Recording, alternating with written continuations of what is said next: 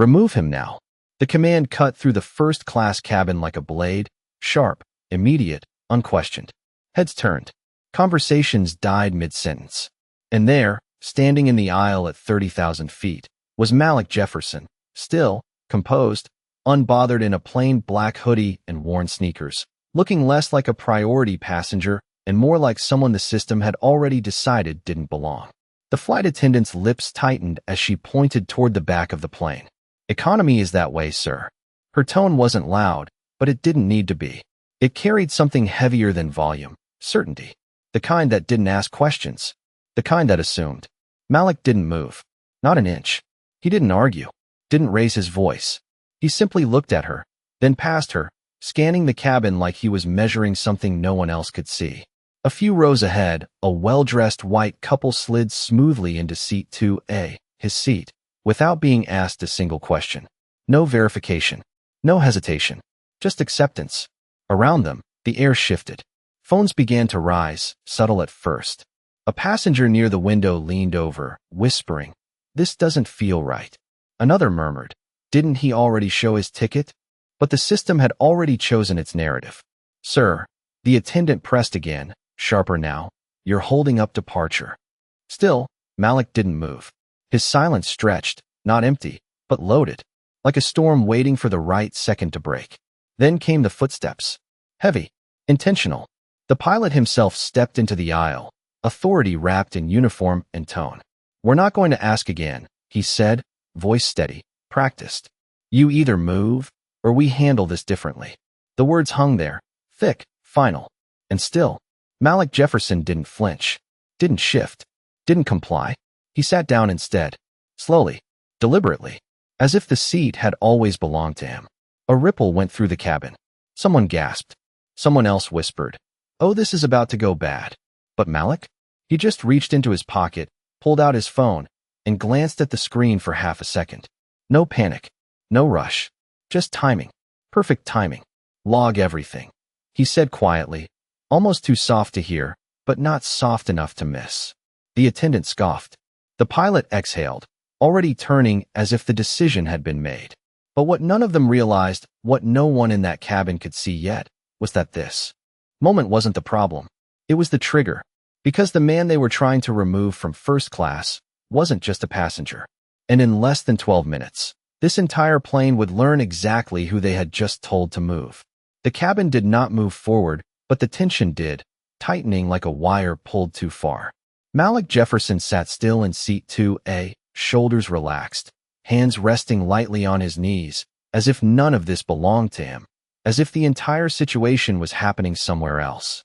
Around him, the quiet luxury of first class began to fracture. A glass of orange juice trembled slightly on a tray table.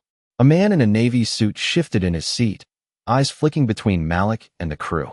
2 rows back, a woman held her phone just low enough to pretend she was not recording, but high enough to capture everything. The flight attendant crossed her arms, her patience thinning into something sharper. "This is your final notice," she said, each word clipped and deliberate. "You are delaying a federally scheduled departure." The phrase sounded official, heavy, practiced. It was meant to end the conversation. Malik looked up at her slowly, not with defiance, not with fear, but with something far more unsettling. Recognition. Like he had heard this tone before. Like he knew exactly how this would play out. "Am I?" he said quietly, his voice even, almost conversational. It was not a challenge. It was a mirror. The pilot stepped closer, his presence filling the aisle, his uniform carrying the weight of authority that no one questioned until now. "Sir, we are responsible for the safety and order of this aircraft," he said. "And right now, you are disrupting both." A few passengers nodded instinctively, conditioned to trust the uniform, the structure, the system. But not everyone. The young flight attendant near the galley shifted again, her eyes locked on Malik. She swallowed, then spoke, her voice uncertain but clear enough to carry.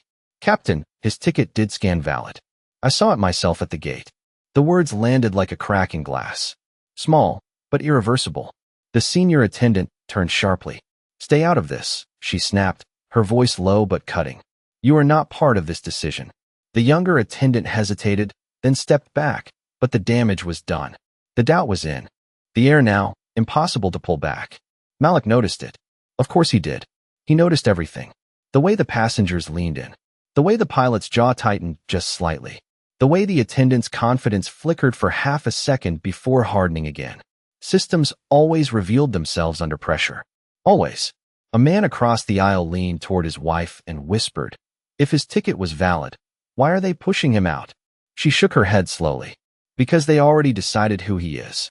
Malik's eyes lowered for a brief moment, not in defeat, but in memory. 20 years ago, a younger version of him stood at another gate, another airport, holding another ticket. Same look, same tone. "You are in the wrong line, sir." Back then, he had stepped aside. Back then, he had believed them. That moment had cost him a meeting that would have changed everything sooner. He never forgot it, and he never repeated it. Back in the present, Malik exhaled slowly, then lifted his phone again. His thumb moved once across the screen. Precise. Intentional. Not reactive. Never reactive. "Rachel," he said, his voice calm, steady, grounded. "We are live."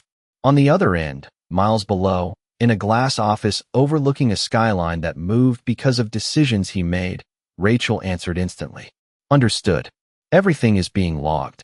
Malik's gaze returned to the pilot. Still calm. Still unmoved. "Good," he said softly.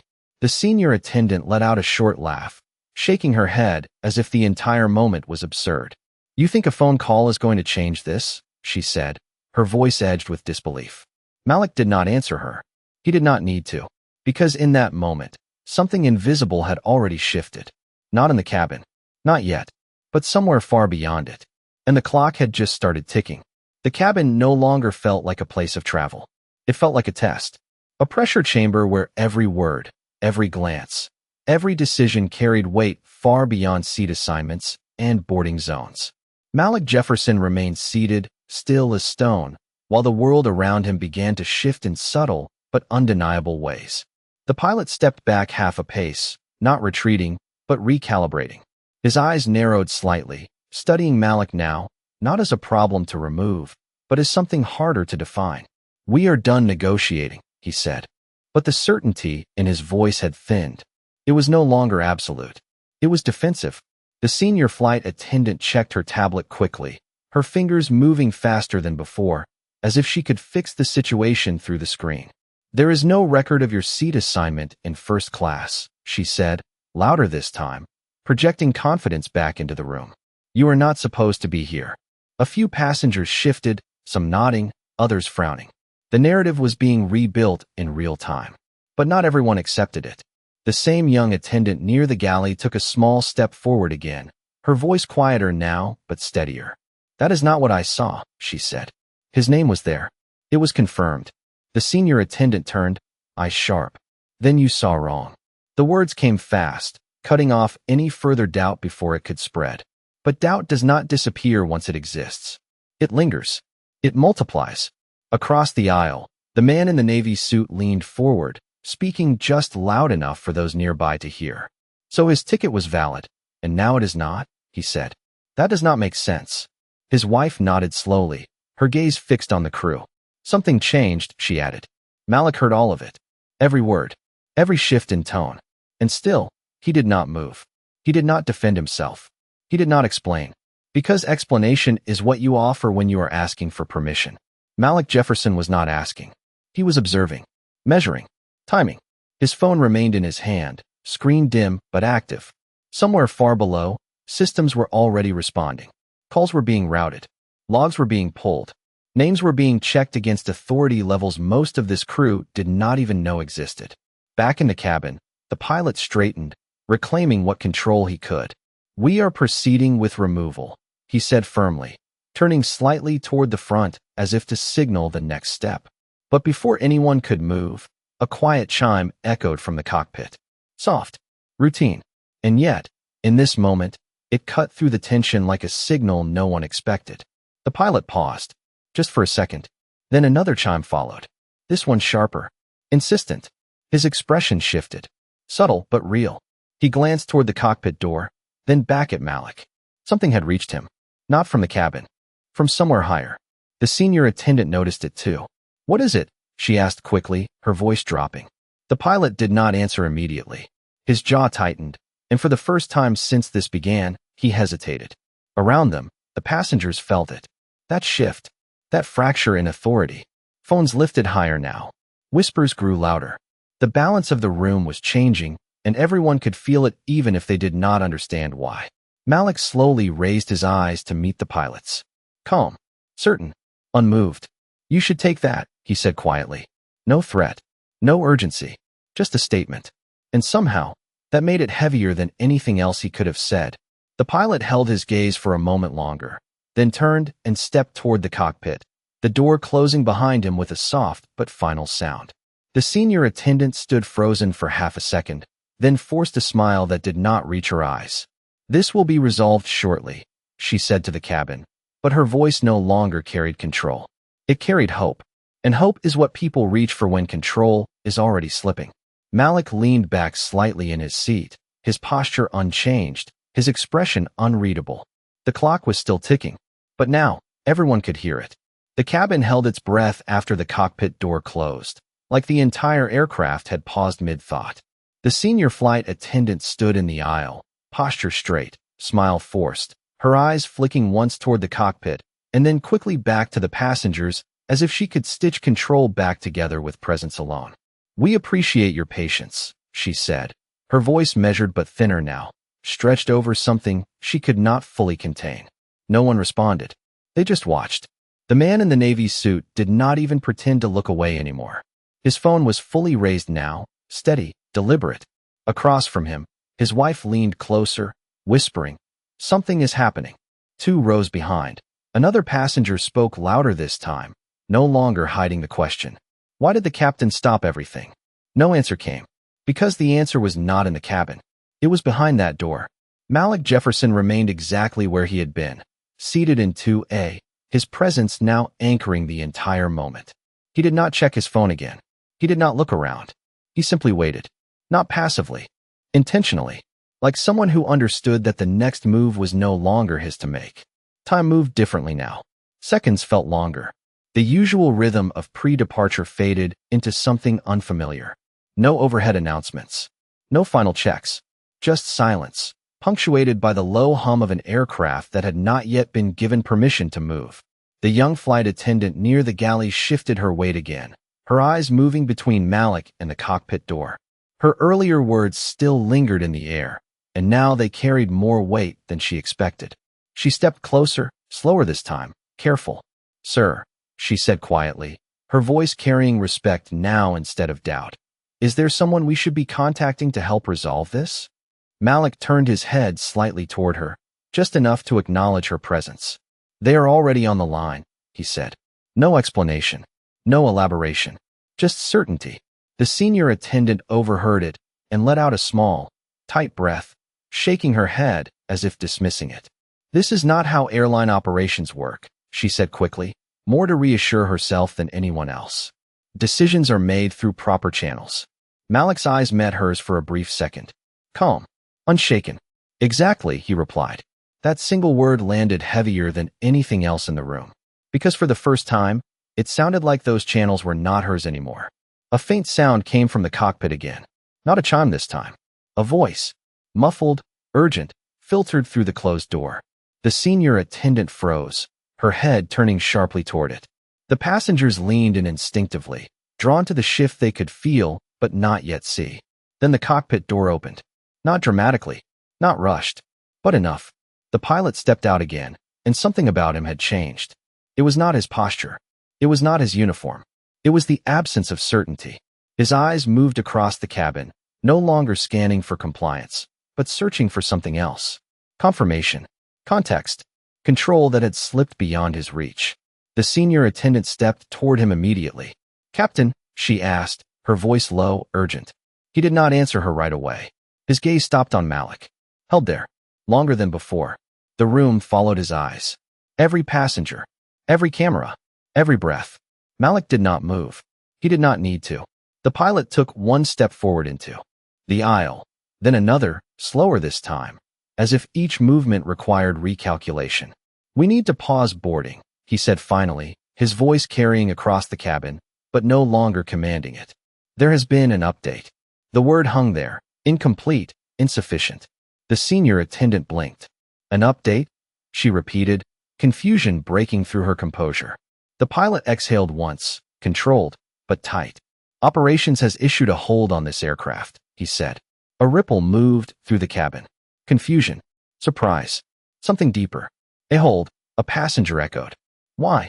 No one answered.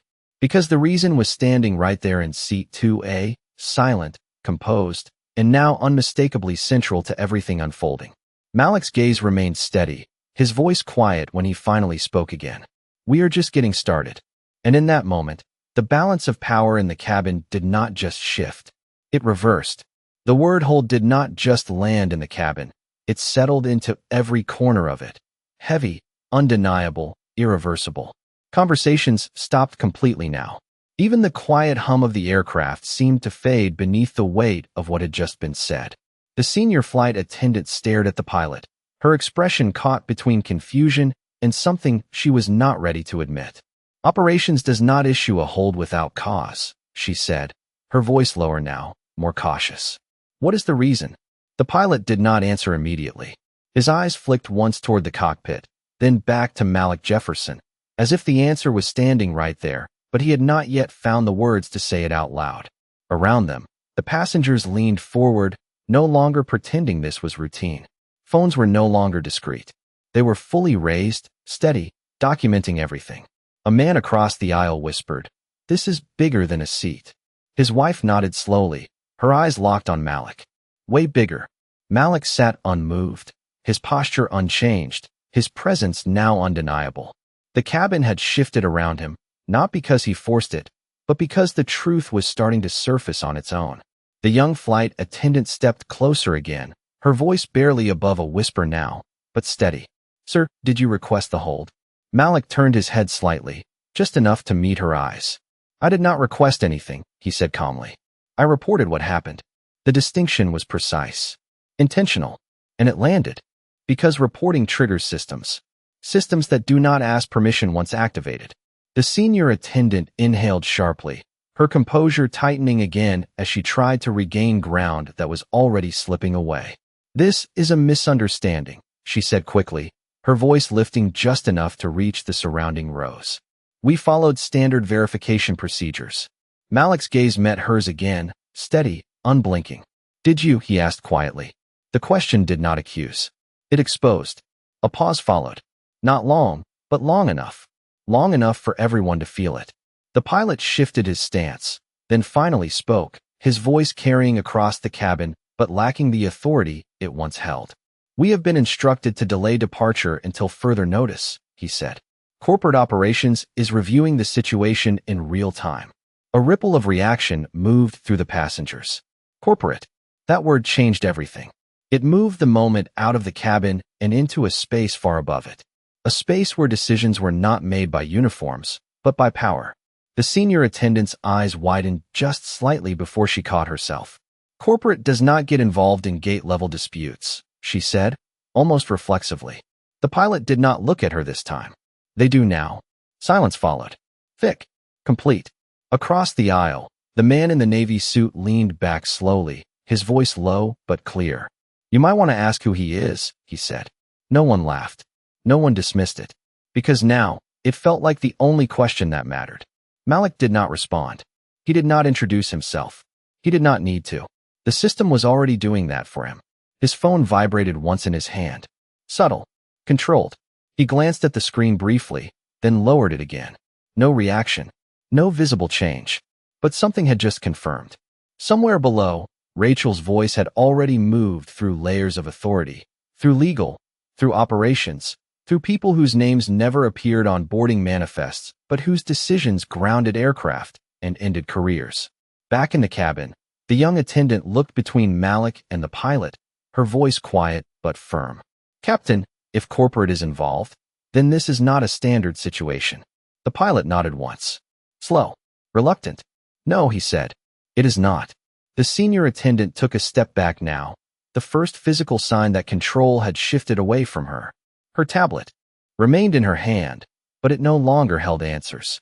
It only held the record of decisions that were now being questioned from above. A passenger near the window spoke up, louder this time. So we are not taking off because of him. The question hung in the air, pointed, direct. The pilot hesitated, then answered carefully. We are not taking off because of what happened to him. That distinction changed everything. The narrative broke completely now. Malik was no longer the disruption. He was the reason the system had stopped. And systems do not stop for small things. Malik leaned back slightly in his seat, his voice calm when he spoke again. You did not deny a seat, he said, looking directly at the senior attendant. You triggered a review. The words settled into the cabin like a verdict. Not loud, not aggressive, but final in a way that no one could ignore. And somewhere beyond the aircraft, decisions were already being made that would reach this cabin within minutes. The cabin no longer belonged to the crew. That much was clear now. It belonged to the moment, to the weight of something unfolding that none of them could stop. The senior flight attendant stood still, her authority no longer projecting outward but collapsing inward, her grip tightening around the tablet that had once given her certainty.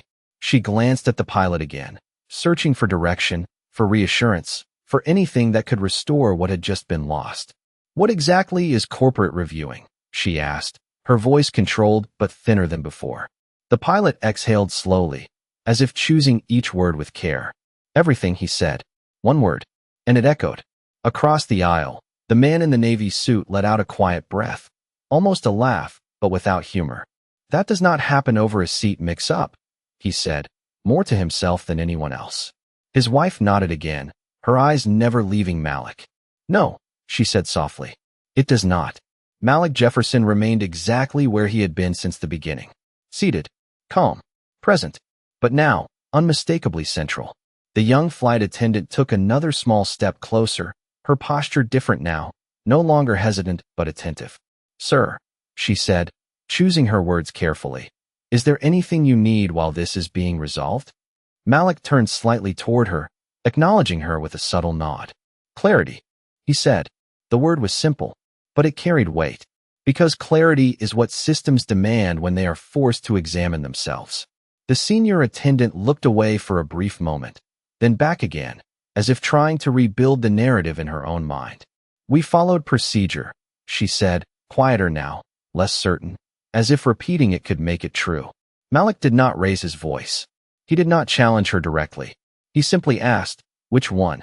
The question lingered. Specific, precise, and impossible to answer without exposing something deeper. The pilot shifted again, his stance no longer commanding the aisle but existing within it. His radio crackled softly at his side. He glanced down, then lifted it slowly, listening. The cabin watched him. Every movement, every breath. His expression changed again. Subtle, but undeniable. The kind of shift that happens when information arrives that cannot be ignored. Understood, he said into the radio, his voice low. Then he lowered it, his eyes moving back to Malik. Not with authority, with recognition. The senior attendant noticed it instantly. Captain, she asked, her voice sharper now, urgency breaking through. He did not look at her right away. When he did, his answer was measured. We have been instructed to maintain the hold, he said, and to prepare for a compliance review on board. The words landed heavier than before. Compliance review. Not later. Not after landing. Here. Now. Inside the aircraft. A murmur spread through the cabin. Passengers exchanged looks, understanding that something far beyond customer service had just entered the situation. The man in the navy suit leaned back, shaking his head slowly. They do not send compliance on board unless something serious happened, he said. The young attendant swallowed, her eyes widening slightly. On board, she repeated quietly. Malik's phone vibrated again. He glanced at it briefly, then lowered it, his expression unchanged. But this time, there was something else beneath the calm. Finality. The senior attendant took another step back, her confidence now fully fractured. This is unnecessary, she said, though it sounded more like hope than belief. Malik's gaze met hers once more. Steady, unmoved. It is already in motion, he said. And that was the truth none of them could escape. Because systems, once activated, do not pause for discomfort. They do not slow down for explanations. They move forward. And in that moment, everyone in that cabin realized the same thing at once. This was no longer about a passenger being asked to move. This was about a system being forced to answer. The pilot straightened slightly, not reclaiming authority, but accepting a new reality. "We will wait for further instruction," he said, his voice steady but no longer leading. The cabin settled into a different kind of silence now. Not confusion, not tension, anticipation. Because whatever came next was not going to restore what had been. It was going to redefine it. And Malik Jefferson sat at the center of it all, exactly where he had been from the start, exactly where he had always intended to be. The word compliance did not just change the tone of the cabin, it rewrote it. Everything that came before now felt smaller, like a setup no one realized they were part of until it was too late. The senior flight attendant stood frozen for a moment longer, then straightened, forcing professionalism back into her posture even as it slipped through her control.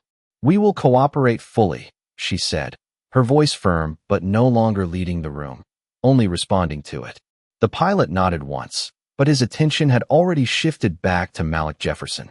Not as a passenger, not as a disruption, but as the center of whatever had just been set in motion. The young flight attendant remained near Malik now, no longer stepping back, her presence quiet but aligned. Around them, the passengers had stopped pretending this was normal. Phones were steady, eyes locked, conversations low but constant. "This is real," someone whispered. "This is actually happening." Malik sat exactly as he had from the beginning, his calm now undeniable, almost unsettling in its consistency. He had not raised his voice. He had not argued. And yet, everything had changed. The cockpit door opened again, but this time it was not just the pilot stepping through. A second voice followed behind him, sharper, more direct, carried through a headset before the person even appeared. "This is corporate compliance," the voice said, audible through the open door, cutting through the cabin with precision. "We need immediate confirmation of the reporting passenger's identity." The senior attendant's breath caught. The pilot paused mid-step, turning slightly as if unsure how to respond. Malik did not move. He did not rush. He did not react. He simply lifted his gaze.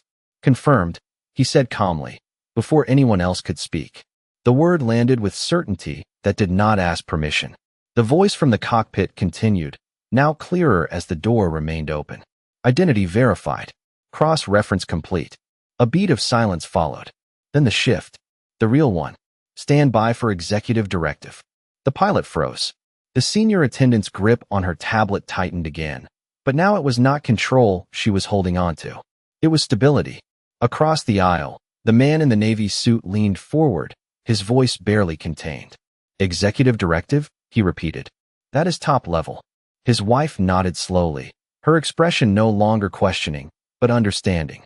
The young attendant looked at Malik again, something close to realization forming in her eyes. Malik remained still, because this was the moment that did not need performance. It needed presence. The voice returned, sharper now, unmistakable in its authority. "This aircraft is to remain grounded until further notice. All crew involved in the reported incident are to stand down pending immediate review." The words dropped like a final decision. Not loud, not dramatic, but absolute. The senior attendant took a step back, her composure breaking for the first time in a way she could not hide. "Stand down," she repeated, her voice almost a whisper now. The pilot closed his eyes briefly, then opened them, the reality settling in. He looked at Malik again, and this time, there was no confusion left. Only recognition. "Understood," he said quietly, not to the cabin, but to the authority that had just overridden everything he thought he controlled. The passengers felt it all at once. The shift was complete. Phones lifted higher. Whispers turned into reactions. "They grounded the plane," someone said. Because of him. Malik finally leaned forward slightly, his voice calm, steady, and now unmistakably clear. "No," he said. The cabin stilled. Every eye returned to him. "Because of what you did," he finished, his gaze settling on the senior attendant, then the pilot, then the entire system that had just been forced to look at itself. Silence followed. Not empty. Full. Because in that moment, no one needed to ask who he was anymore. They already knew. And for the first time since this began, Malik Jefferson did not look like someone who did not belong. He looked like the reason. Everything else had to answer. The word "stand down" did not just echo through the cabin, it dismantled it. Not physically, not visibly, but structurally. The authority that had filled the aisle just minutes ago no longer held shape. It dissolved in real time.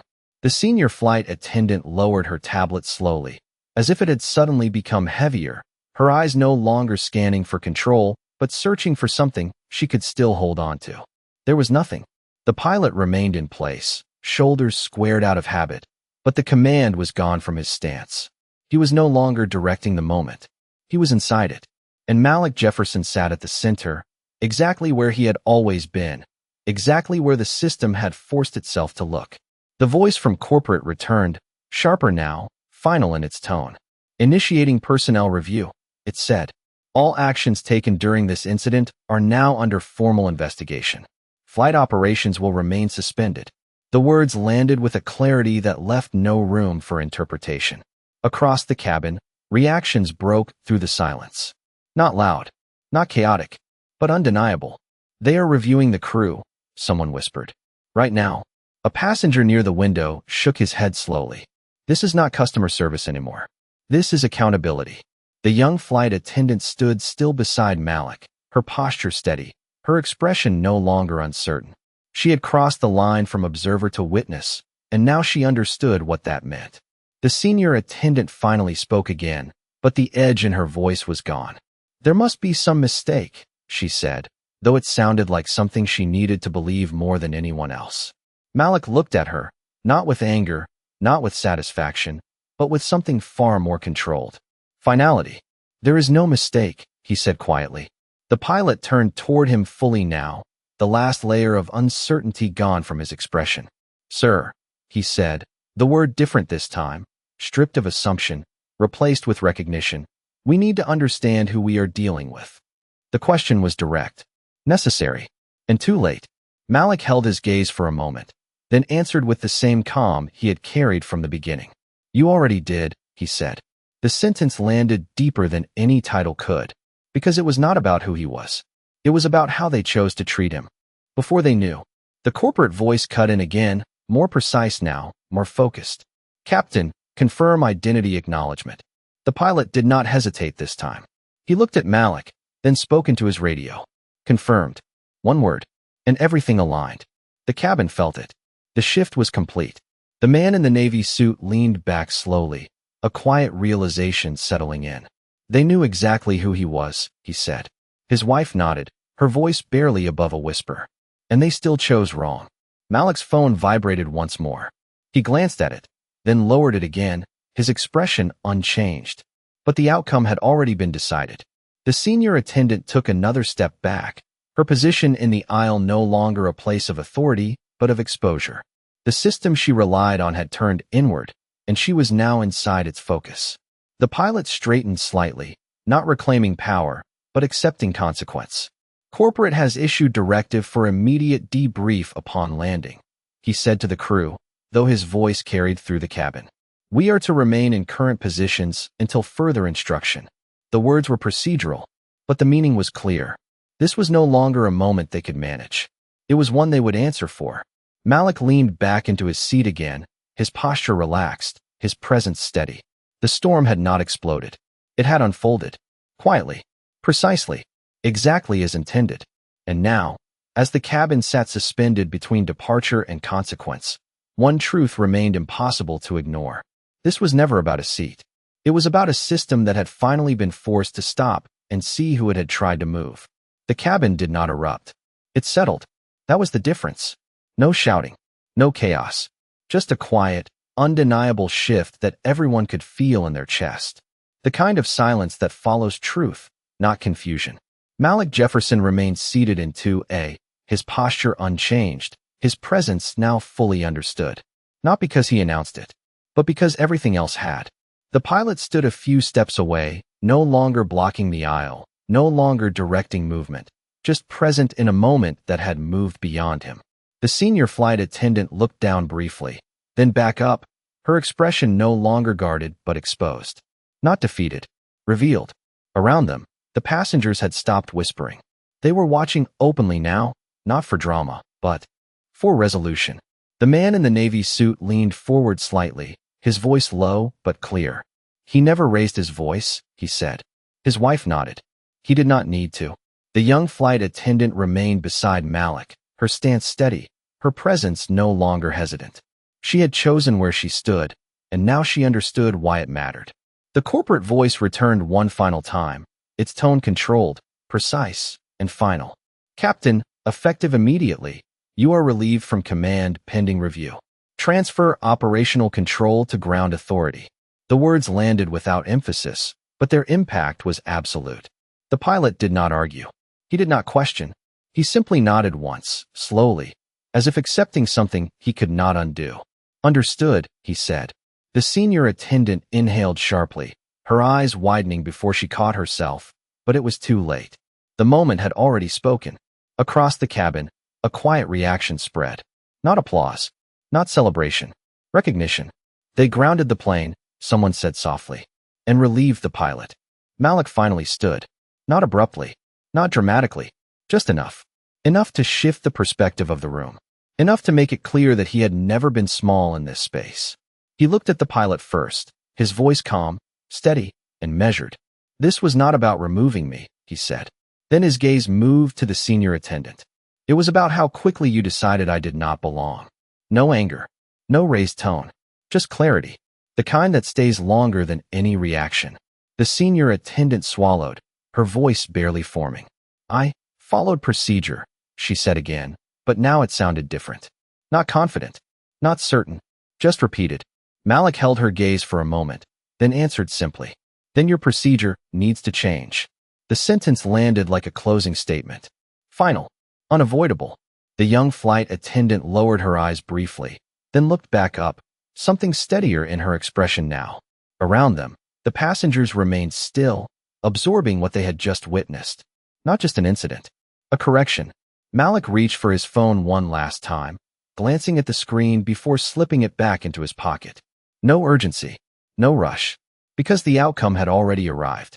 The system had answered.